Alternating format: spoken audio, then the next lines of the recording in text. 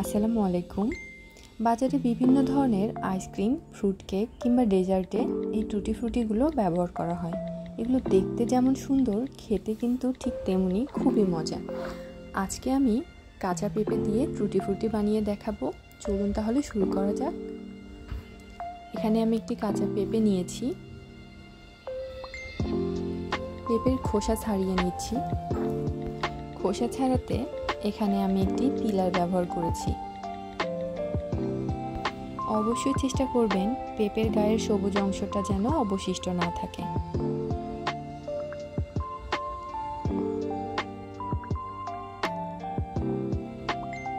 এখন আমি একটা চাকুর সাহায্যে কিউব করে ছোট ছোট টুকরো করে নেব। আপনি চাইলে বটিও ব্যবহার করতে পারেন।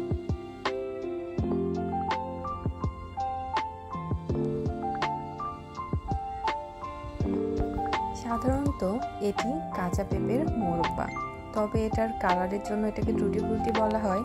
একইভাবে কিন্তু আপনি তরমুজের খোসা দিয়েও এটা করতে পারবেন। তরমুজের খোসার সবুজ অংশটা ছাড়িয়ে আপনি সেম প্রসেসে টুটি ফ্রুটি বানাতে পারবেন। দেখুন, ঠিক এইভাবেই আমি কিউব করে কেটে নিয়েছি। সাইজ ছোট বড় হলে কিন্তু কোনো সমস্যা নেই, কারণ মোরব্বা শুকিয়ে যাওয়ার পরে এটা দেখতে প্রায় অসমানই থেকে যায়। এখন আমি একটি প্যানে পরিমাণ মতো পানি দিয়েছি। পানি দিয়ে এর মধ্যে কিউব করে কেটে রাখা পেঁপেগুলো দিয়ে দিচ্ছি।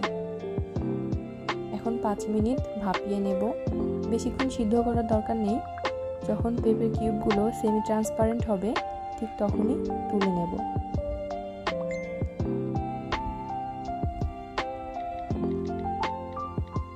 চুলা নিভিয়ে দিচ্ছি। এখন একটি ছাঁকনির সাহায্যে সবগুলো পেঁপে তুলে আমি একটা বাটিতে রেখে দিচ্ছি। এখন আমি চিনি শিরা করে নেব। দিয়ে দিচ্ছি 3 কাপ পানি এবং 2 কাপ চিনি। ভালো মতো জাল করে একটা শিরা তৈরি করে নেব।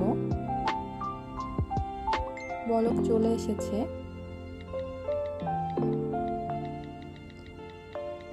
এখন আমি ভাপিয়ে নেওয়া পেঁপেগুলো এর মধ্যে দিয়ে দিচ্ছি।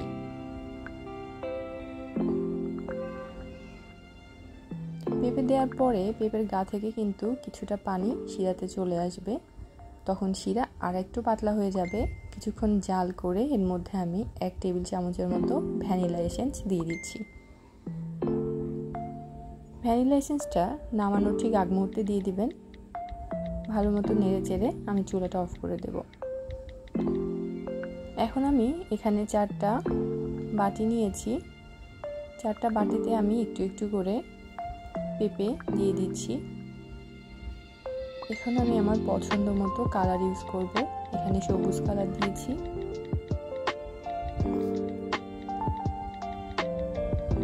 একটাতে লাল কালার দিলাম,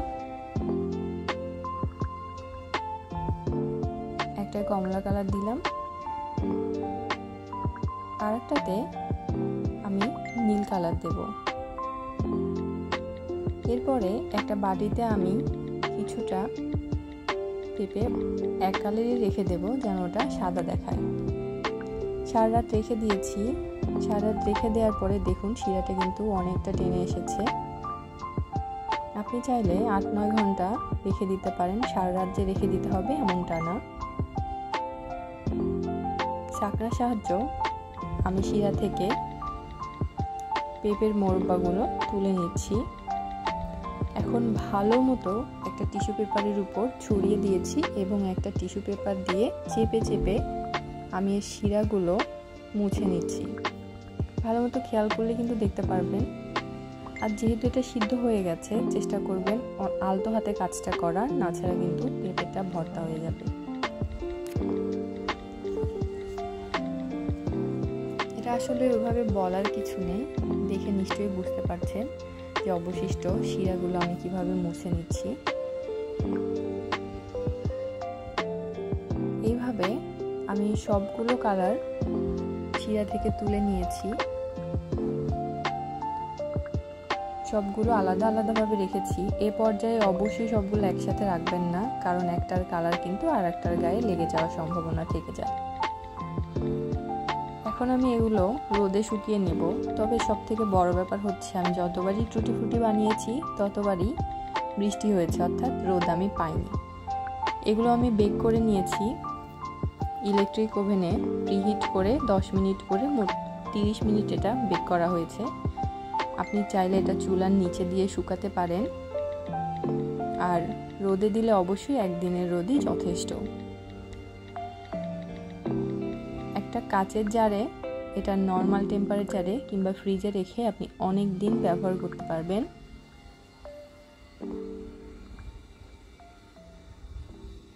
এই টুটি ফ্রুটিগুলো ফালুদা, ফ্রুট কেক, আইসক্রিম সব কিছুতে কিন্তু খুবই মজা লাগে।